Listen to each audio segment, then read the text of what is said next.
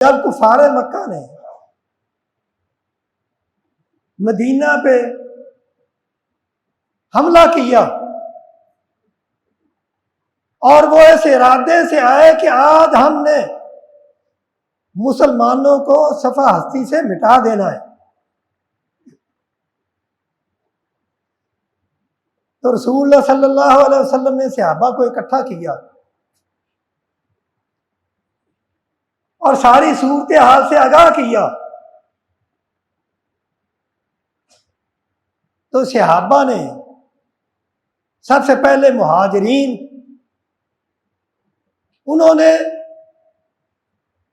آپ کو یقین دہانی کروائی، اے اللہ کے رسول ہم آپ کے ساتھ ہیں،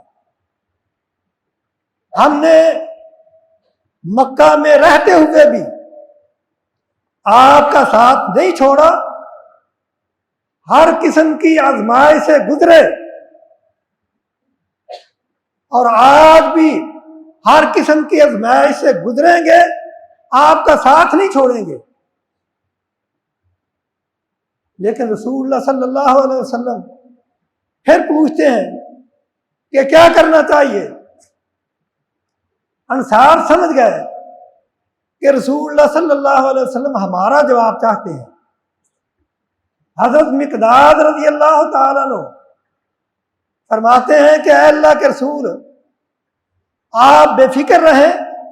ہم بنی اسرائیل کی طرح آپ کو یہ نہیں کہیں گے فَاذْهَبْ أَنْتَ وَرَبُّكَ فَقَاتِلَا إِنَّا هَاهُنَا قَاعِدُونَ، اے اللہ کے رسول جہاں آپ کا پسینہ گرے گا ہم اپنے خون کی ندیاں بہا دیں گے، لیکن آپ کا ساتھ نہیں چھوڑیں گے۔ اور حضرت سعد رضی اللہ تعالیٰ عنہ فرمانے لگے کہ اے اللہ کے رسول ہم نے آپ کے ہاتھ پہ بیعت کی ہے، سمجھ سوچ کے بیعت کی ہے، ہم اپنے دلوں کو آپ کے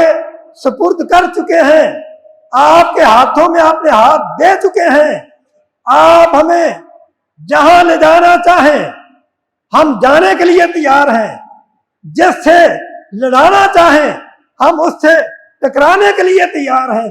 اگر آپ ہمیں یہ کہیں کہ اس سمندر میں چھلانگیں لگا دو تو ہم یہ نہیں پوچھیں گے کہ ہم چھلانگ کیوں لگائیں، ہم کود جائیں۔